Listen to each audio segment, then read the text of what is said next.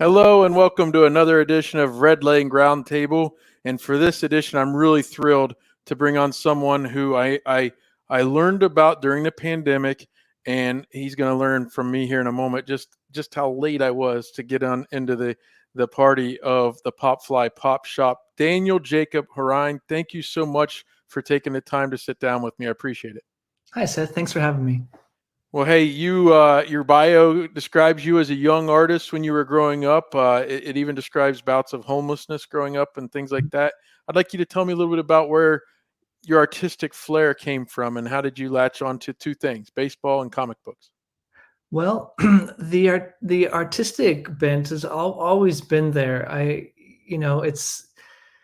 think I was a big believer in nurture over nature, but really, growing up in a family of firefighters, cops, and construction workers, I came into the family as a foster kid, and then eventually it was adopted.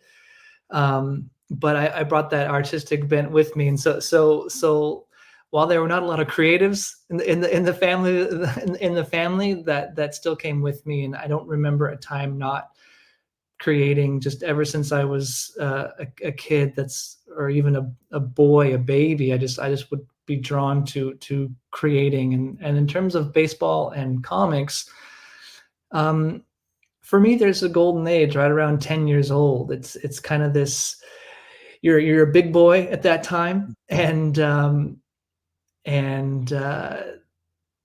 still a little kid, and it's sort of this magic sweet spot.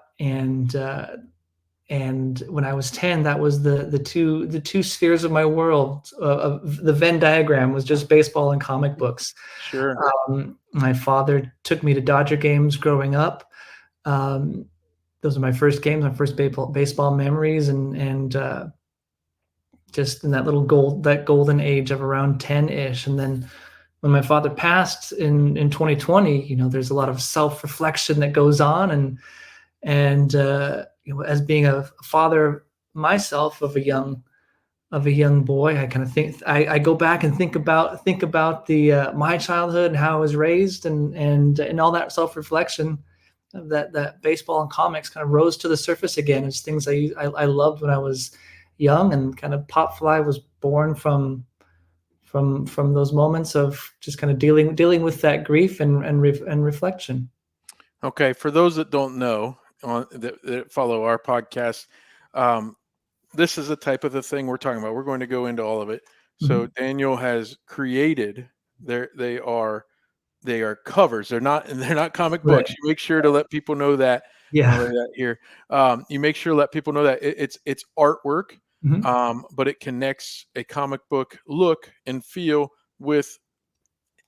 It's all former baseball players, correct, to this point, as far as players you've used?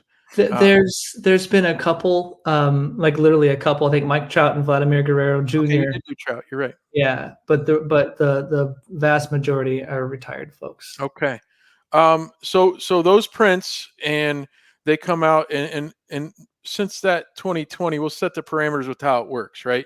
For the most part, you've deviated a little bit back and forth, but for the most part, when you're in a season, so to speak, you produce one a week, and you have basically 7 days as a consumer to order that print.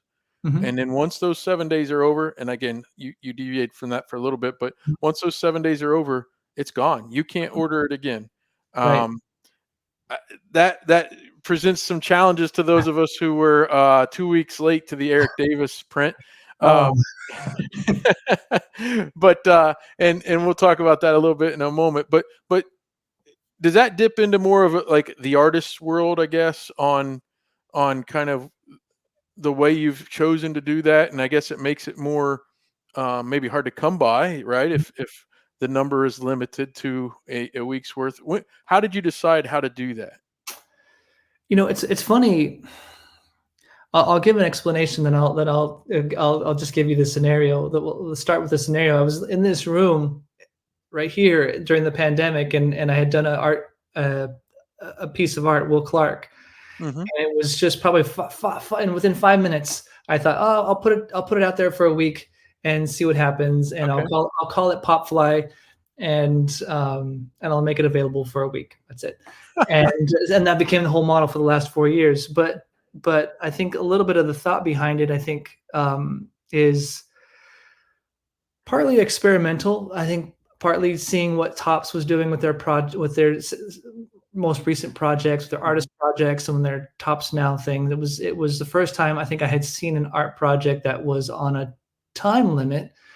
I think there's this. I don't know. I had done a lot of pieces in the past, not too many baseball related, but some pieces in the past where I would kind of casually put it up and say, "Here it is, world. Let me know if you'd like it." There's crickets, you know. So I said, let me try something different. Let me put it up for a week, and then, and let that be it. And I think there was a little bit of like, but what if people like it? What if, you know, I want to keep it out there for a long time. And my thought was to get over the preciousness of it and realize and think, you know, your best work is still in the tank, Daniel Jacob. You know, you've got more stuff. You'll create more stuff, and so yeah. So it was just sort of experimental, and just to, and also, to be honest too, it's a personal challenge too. I think if you give yourself a year to do an art piece, you'll take the year. If you give yourself 6 months to do the art piece, you'll take the 6 months. And then so if you give yourself a week, you know, and magically it takes a week as well. So there's a lot of ingredients in there, but that's just kind of what was come up with on a whim almost 4 years ago, and it's been pretty much almost the same ever since. Well, and you mentioned Will Clark being your first one. Right. It sold 11 copies. You released that on June 12th, 2020, and certainly you've mentioned I guess COVID and the time that we were spending. It seems like despite all the negative that came out of that time for some people, including yourself, I think, some positive came out of it. And one of those positives is we all get to share in your artwork with Pop Fly. So June 12th, 2020, you put it out there. The print run got 11 people. 11 people bought it. 11 copies were sold. How did you list it that first week? It was just on Instagram. All I had was Instagram with a little link, with a PayPal link. You know, there was no intent to come out and say, this is my new business that I'm trying. It was just after work. I was like, it happened to be on a Friday, and I had finished it on that Friday, and it was, I think at that time it was 3:30.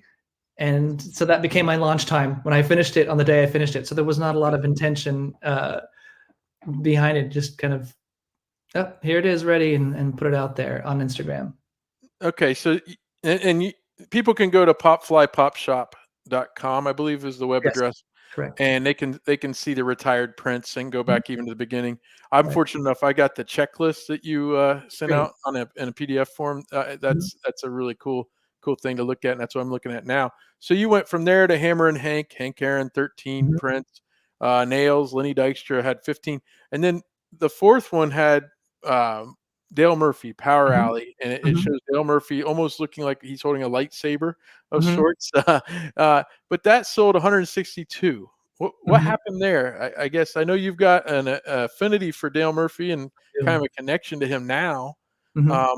What happened to really boost the sales that week, do you think? Well, we had actually made a connection prior to that. I had done some memorabilia for him in the year or two prior to that happening, and so we had become friends, and which was just full stop super surreal to me, because I grew up a TBS kid, Turner Broadcasting child, all the way in LA, loving the Braves, loving Dale Murphy. So super cool to call him a friend. And then I had done the first 3 pieces, and I think I had Lenny Dykstra out at that time, Nails, and Dale wrote, he's like, we should do something together. Yeah. So when Dale Murphy says we should do something together, we do something together. And so he boosted it to his audience. He said, hey, I'm working with Daniel on this piece, and that was his audience that totally showed up, and that's why that number got a boost. And I will always, and I've told Dale this many times, I will really credit him for for that boost being a huge part of a pop fly milestone, because once you work with one player, it then makes it easier to work with another player. And then when you work with two players, then you say, oh, I've worked with this person, can we work together? So it just makes it easier and easier. And Dale Murphy was the first tip of the domino in working with athletes, and super grateful for him for that. In a personal connection, my brother-in-law grew up a TBS kid down in Florida. He was from Fort Lauderdale, and he loved Dale Murphy. And when you worked with Topps to produce some cards with them in the artist series, I picked up one of those for him for Christmas. And my wife was like, Mike's 50 years old. He's not going to want that. And I was like, oh, he's going to want this. So yes, I think he's got it pretty prominently displayed in his home. All right. The print that got me into it, and this one hurts a little bit. You released Eric Davis. You released that on August 29th, 2020. And it's Eric the Red. It's beautiful. It's got there's an actual photo of him looking back. It's surfaced on a few baseball cards and in some newspapers over the years. And just with those eyes, he's just staring down at what we perceive to possibly be a pitcher or something like that. Only 39 copies sold. And I became one of, I'm guessing, thousands of people who have reached out to you after the fact, not understanding the concept, saying, could I please just buy one, please? And you had to inform me that, nope, once a week's over, it's over. It pains me, but that's the scenario. So we learned to deal with. I was trying to see today as I looked it over. I might have learned about you at the point of the Ryan Express, which was only two prints later, which makes it even worse for me, because I'm like, if I could have done that. So I guess, like I said, I remember learning about you. You were on MLB Network. I know C. Trent Rosecrans is a Reds writer for The Athletic. He was on to you very early. I know he's a huge George Brett guy, so I know he has that one. But I think he may have even had Eric the Red displayed when he would come on MLB Network. And I was like, hey, what is that? Because everybody was living in Zoom back then, right? So you noticed everybody's backgrounds and all that. Right. And so that's when I kind of discovered you that way. And then I will tell you, and actually let's talk about this now. Every artist, I suppose, they either are commissioned to do something, or they do some work and then they put it out there, right? And you get what whomever it is pays for it, correct? So that's it, right? Well, then later on, and this happens with paintings and all sorts of things, people can decide if they want to sell themselves, right?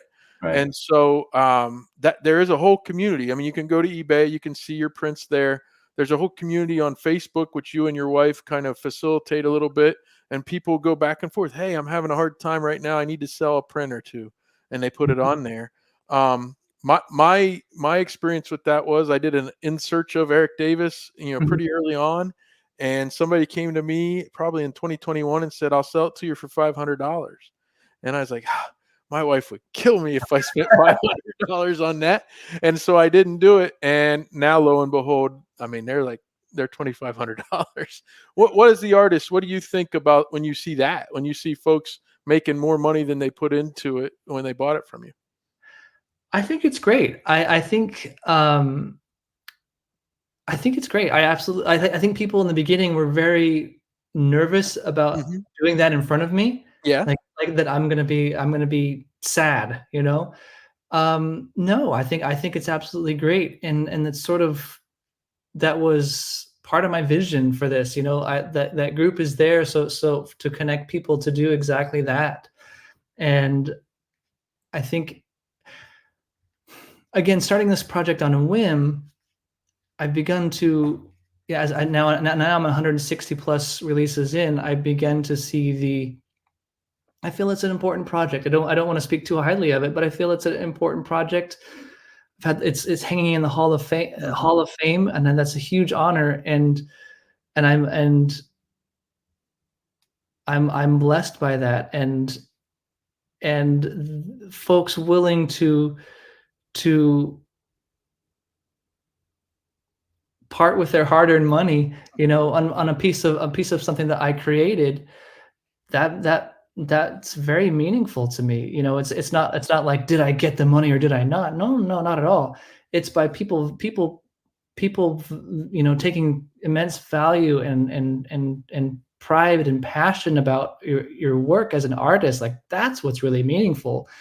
And so, you know, I love seeing it come and go. You know, so it's the higher it goes, the better. Like wow, that's super amazing to me, and I'm always flattered and honored by that. And there's not an ounce of like, oh man, to it. You know, it's awesome to see, and you know, I hope to keep going. I hope to keep bringing more folks in, and just becoming, you know, collectors of this, being my own best collector for 40 years of my own stuff, now having it in people's, you know, forever collections is just so wild, and not even a dot on the horizon just a few years ago. So Yeah. all of it's amazing. Well, and certainly as the, raising all boats and all that kind of Mhm. theory, as people will pay more for aftermarket issues or prints, they're likely to be more in tune to when you do release a new one. So Yeah, maybe you're absolutely. getting more folks that way. Mhm. If you remember, you've done over 100. What do you say? 160 some of these. Yeah, 166, I think we're on right now. So if you have the memory to talk about it, can you tell me a little bit about Eric the Red, and then we'll talk about some of the other Reds related pieces as well. Sure. Do you recall working on Eric the Red? And you talk about Dale Murphy just a few years later. I was 8 years old when he had that amazing 1987 season, Eric Davis, that is. Um, Mhm. and in fact, if you go from, I believe, August 1st of 86 to July 31st of 87, the numbers are astronomical. They're otherworldly on stolen bases and home runs and the batting average and slugging, everything. He was just amazing. He was a meteor. Injuries obviously curbed his career, but at that moment in time, he's getting compared to Willie Mhm. Mays. I mean, it Yeah. was unbelievable. So tell me a little bit about putting that one together. Definitely super early on, of course. What number was that? Was that like Number 11. Yeah. 11? Yeah. So in the beginning, and it's still the same story now, I kind of think about what's inspiring to me, what's interesting to me, and then go from there. And Eric Davis, as a kid, to your point, in the 87 season, you know, Eric Davis was up there. He was, for a time, he was on the Mount Rushmore of 80s Mhm. baseball. And and there's, of course, the Dodgers connection. I grew up in Los Angeles as well. Um, he was just one of those guys that was always kind of in my reflections. I look back to collecting baseball cards as a kid and just seeing this intimidating stare. Yes. He was, as a kid, ferocious. Like Mhm. he looked terrifying to me, and so I really wanted to capture that glare, of those, just those piercing eyes. Like, you know, it was really important to me. There was actually, I may or may not have posted in the group, but there was a first pass I had taken of that was Eric, more piratey looking, or Viking looking, I should say, with the Mhm. Eric Red nickname. And I remember clearly. I had worked super late into the night on it, and I said, this doesn't work. Like, it doesn't capture the mood that I had wanted. While it was cool stylistically, with kind of torn jersey and ships in the background, it didn't quite Mhm. tell the story, or feel like Eric Davis felt to me as a kid.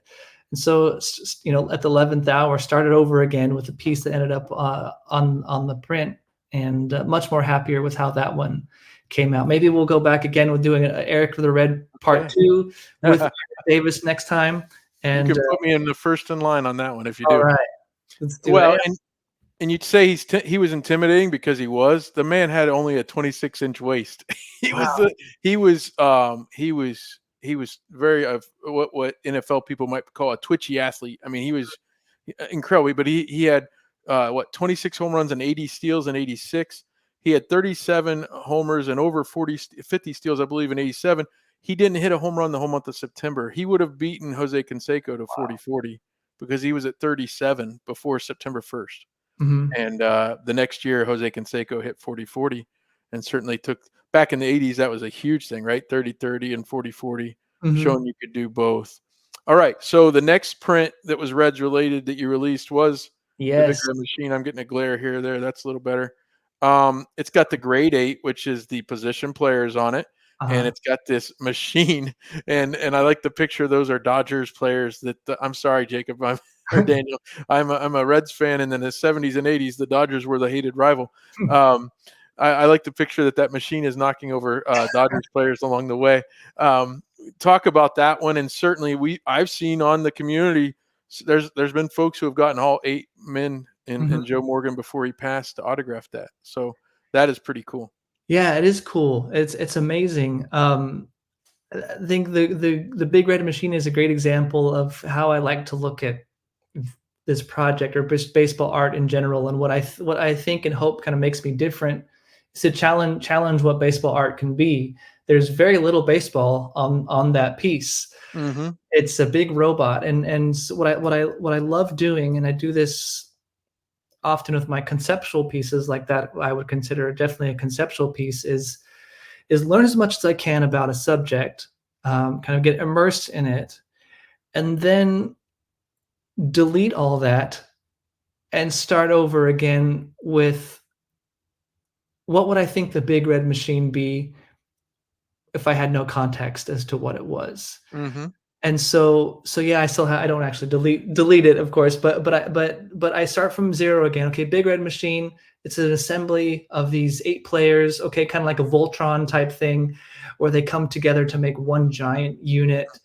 And so that's sort of what I was kind of thinking through and piecing together. Is what would it be? What would it look like? And so I sort of looked at it in that lens. And told the story in that way, and it's one of my favorite ways to approach a baseball theme or story or athlete, is in this more conceptual way, and it's been a lot of fun. And I got to work with Johnny Bench, about a year ago, and I think he had seen enough of these come across his table at signings. He would say. He said, I had said to my son, how do I get on one of these? I wanted one of these. So it was cool that it got on his radar, and he was excited to be featured, not just a little square on a piece, but be featured in one for the little general a few years later. But yeah, that was the Big Red Machine was such a fun piece. I created like a 3D model of it to kind of get my reference going. And it still sticks with me as as a personal favorite. And speaking of Johnny Bench, when I did a Johnny Bench piece recently, I incorporated elements of this Big Red Machine, like the head was on his little chest plate. And when I did Joe Morgan just a few weeks ago, there was a little icon of the robot head on the piece as well. So it's been really fun just to get to the point where the project can be a little self-referential, be an inside joke for the or an Easter egg for the collectors who kind of know it. Well, speaking of Easter eggs, you say still only 75 cents, of course, referencing 1975, and it's number 76, and it's the month of October. So they won. I'm sorry, I'm going the wrong way. They won both months. You do things like that. You've got your logo and everything on that, and then I know we'll get to the other ones too. Like you mentioned, those same little Easter egg type things are on there as well. Okay, so that was number 34. It came out March 21st, 2021, and it had a print run of 275. Okay, and then you did Ted Kluszewski, the big Clue print, and I kicked myself for this one. I recall the week it was out, and you see people comment too, I'm sure. Oh, I missed it. I can't believe I put it off too long, and I saw it on Tuesday and I waited and didn't get it. That was kind of that for me. Big Clue came out June 25th of 21, and it had a print run of 115, and it's got the sleeveless jersey, which with the muscles, and he was just known as being maybe the strongest man in baseball. The strong man look, like maybe a circus type thing. I believe he put a cigarette in his mouth. I did. Which my mother or grandmother wouldn't have approved if I would have tried to hang that up when I was a kid.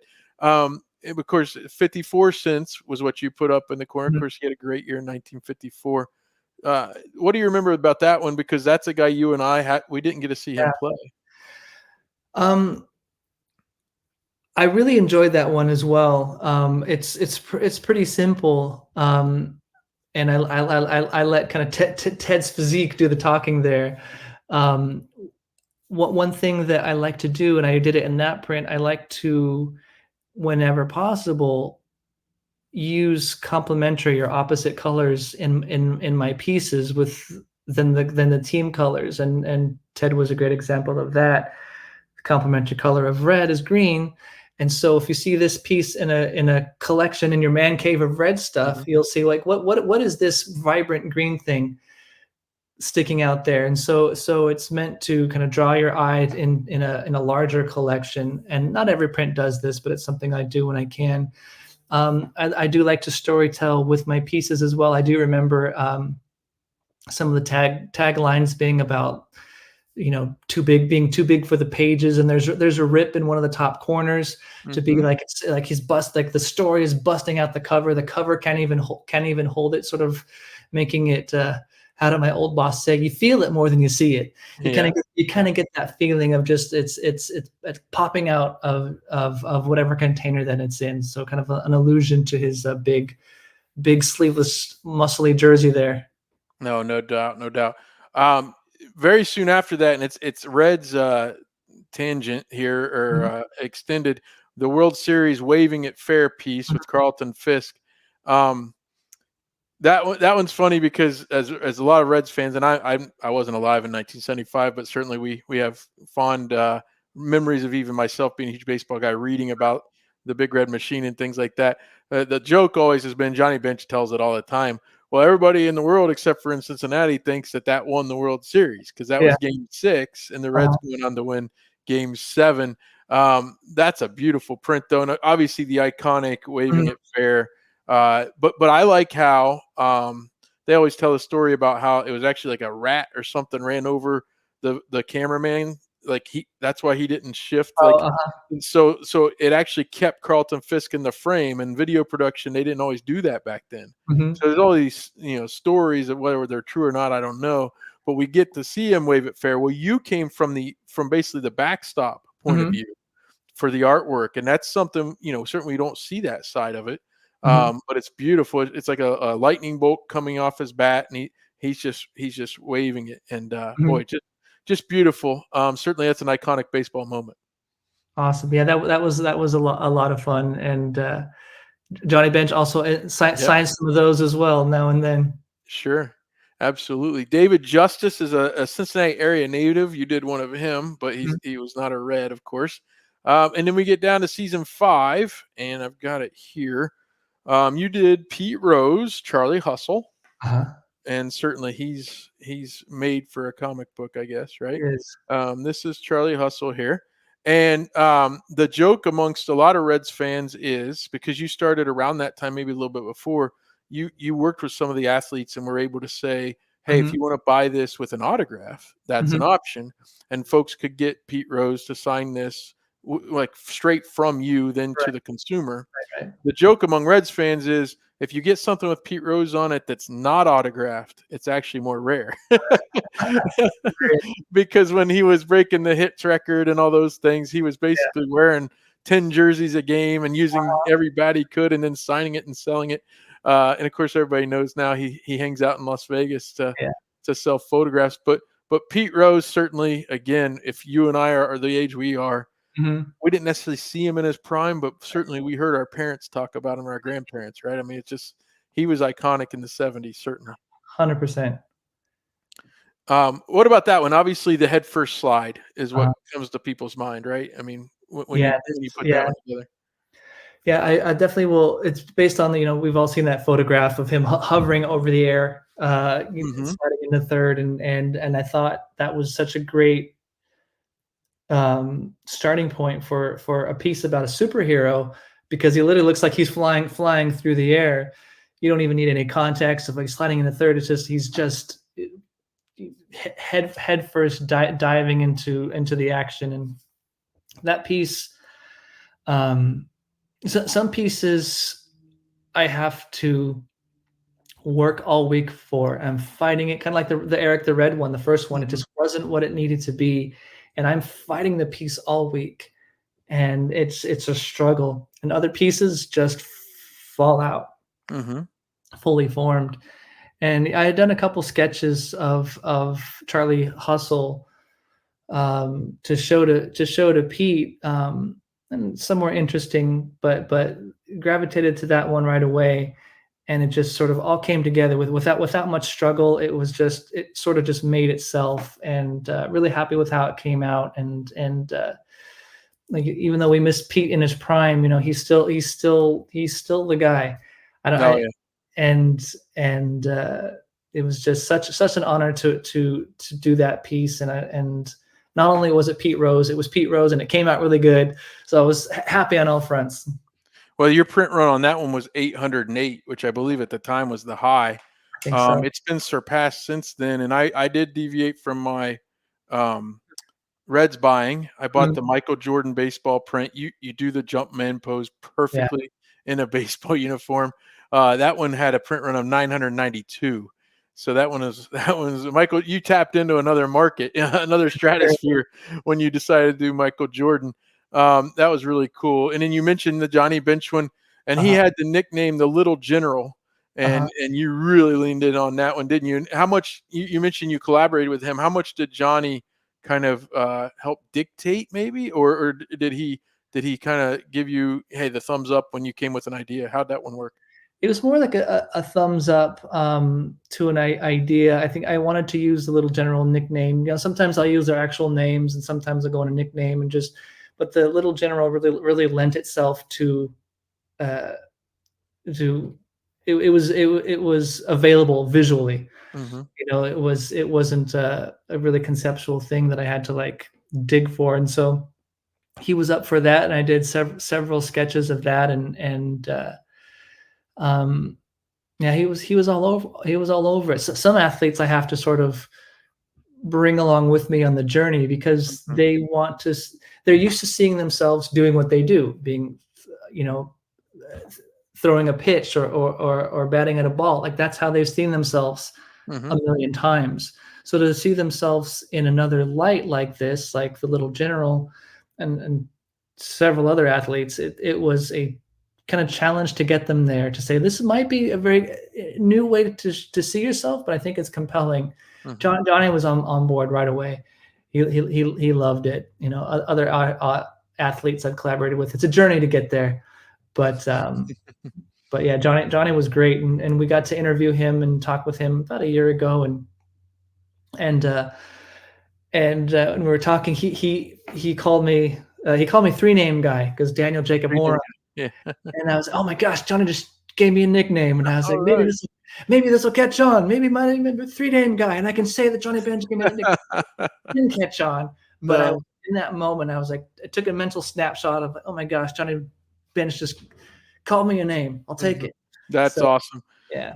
Before I get to Joe Morgan, which is the latest of your Reds pieces, you also started doing football. Yeah. And I picked up the Icky Woods, which this is right up my alley, because the year I decided to like NFL football, growing up I was in southeastern Ohio, I had a choice. A lot of my friends were Browns fans, but my grandfather was a Reds fan first, and then when the Bengals came along, he didn't really have an NFL team, so he decided to root for the Bengals.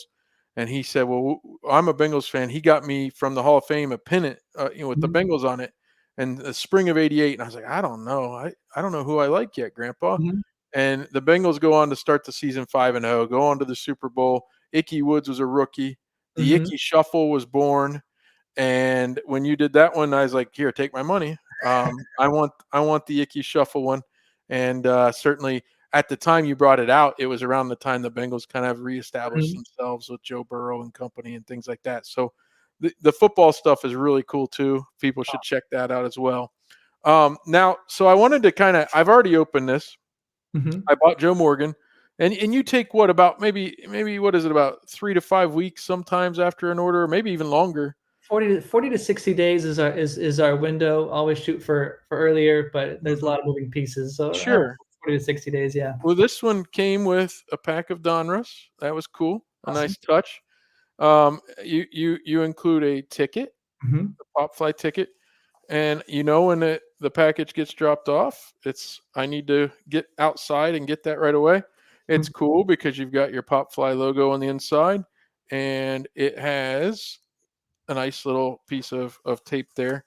Um, and you're very official. I mean, the idea of it being a comic book, right? It Mhm. comes in its own comic book type Totally nailed it. paper Yep. sack.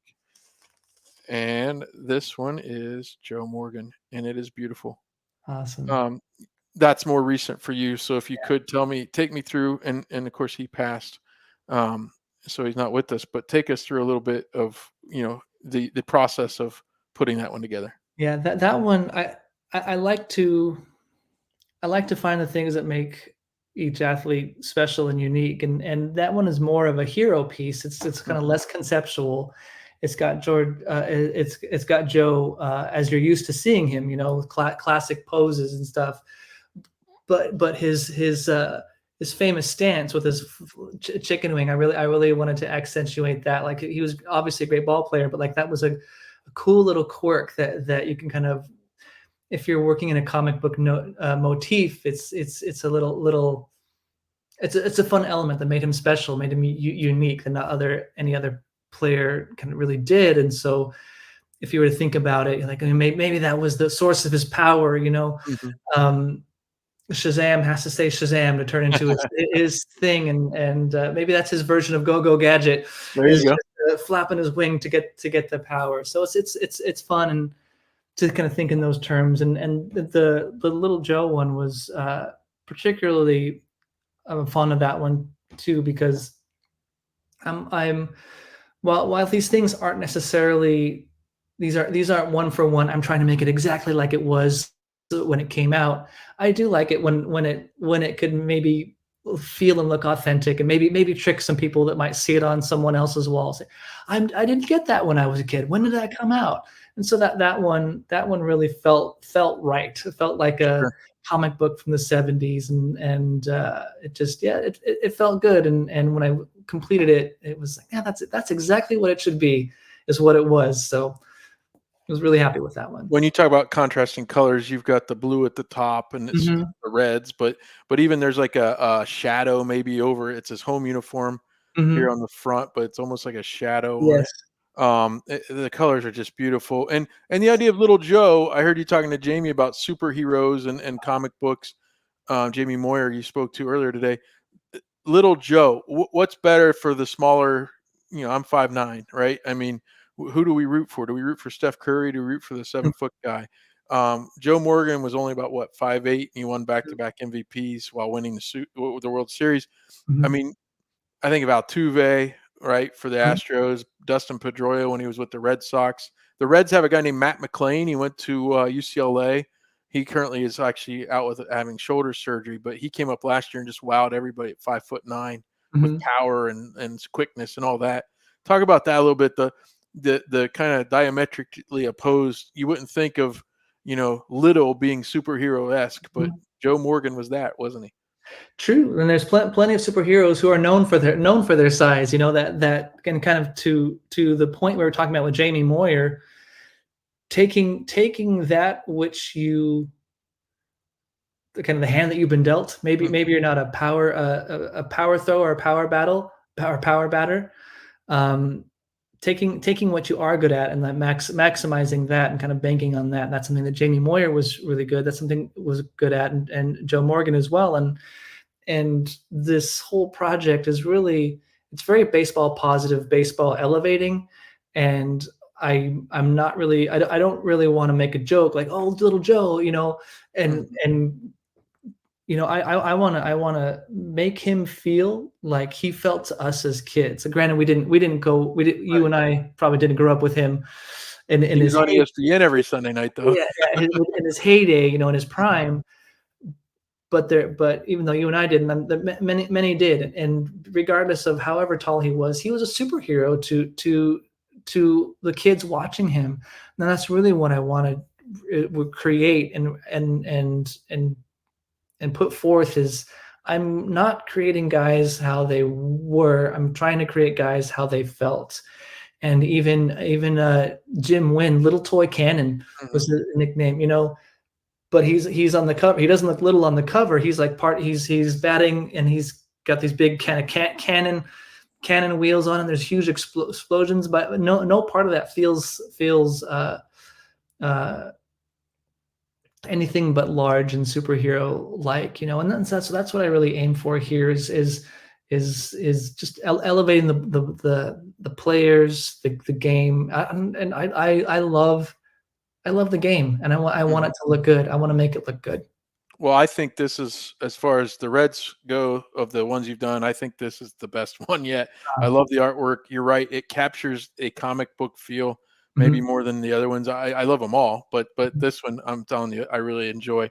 All right, before I let you go, if you will be so gracious as to allow me to do what folks on Facebook group seem to do quite often, is give you ideas about possible pop prints of their favorite team in the future.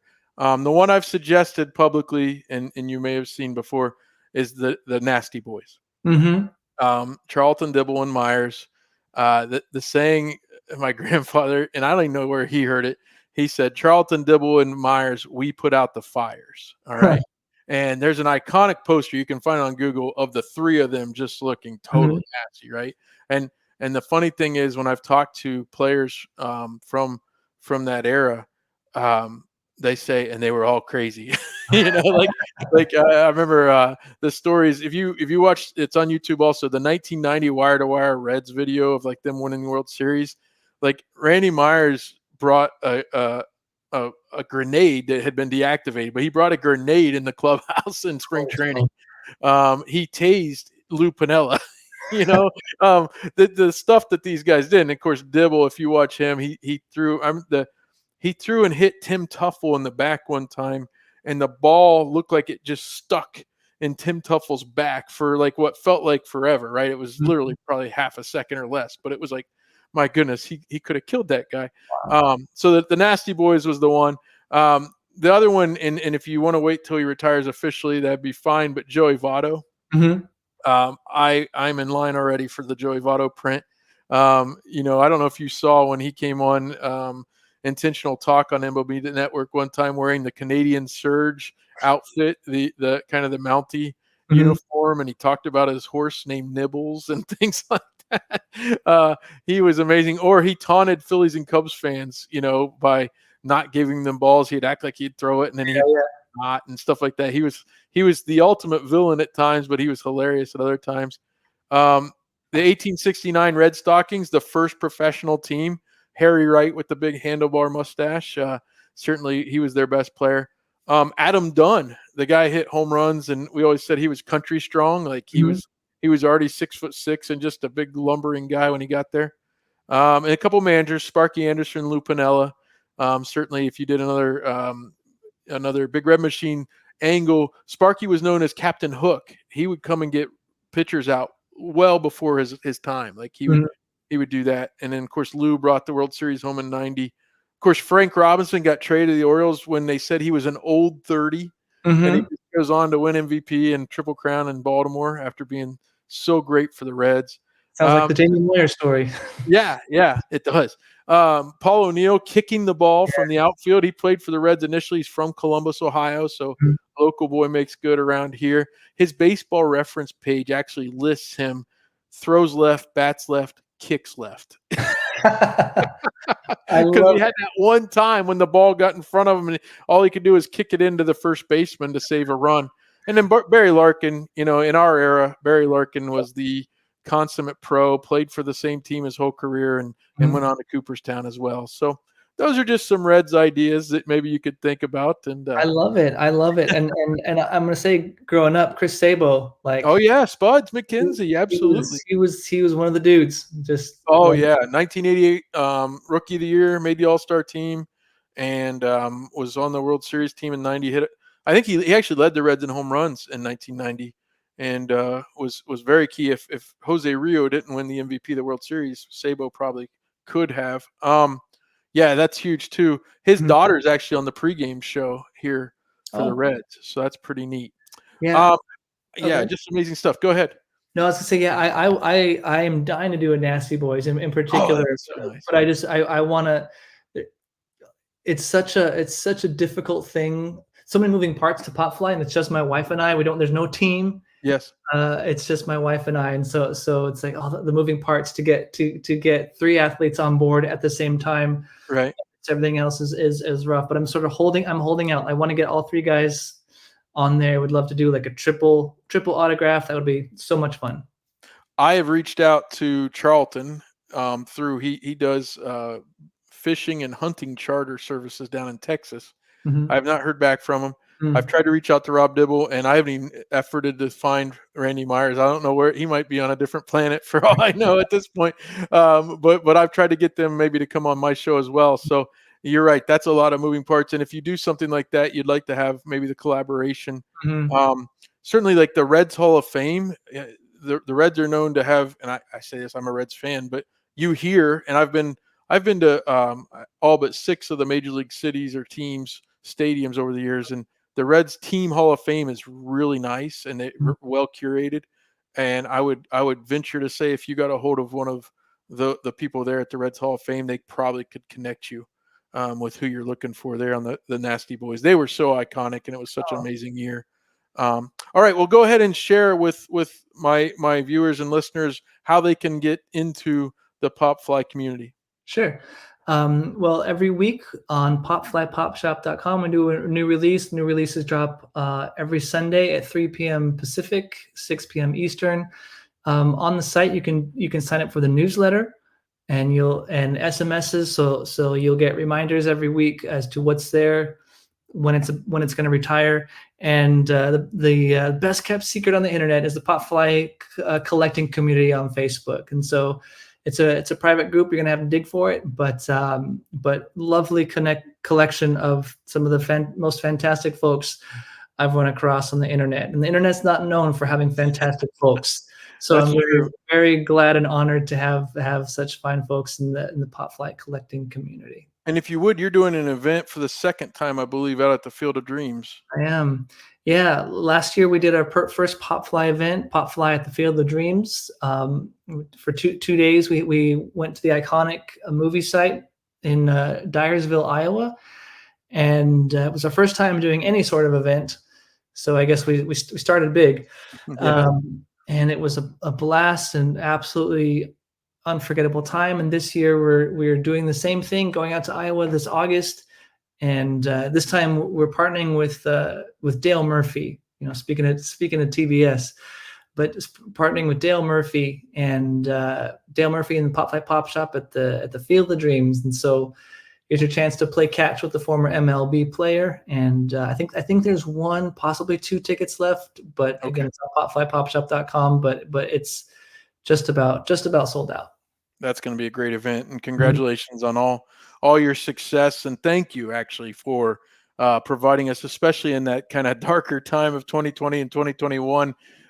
You brought me down some rabbit holes that I had forgotten about kind of, and really reignited. I've always been a huge Reds fan and baseball fan, but you really bring a lot of the history of the game back. And I was a huge reader as a kid, read all the biographies and things like that. So thank you so much for coming on, and I really appreciate all your time.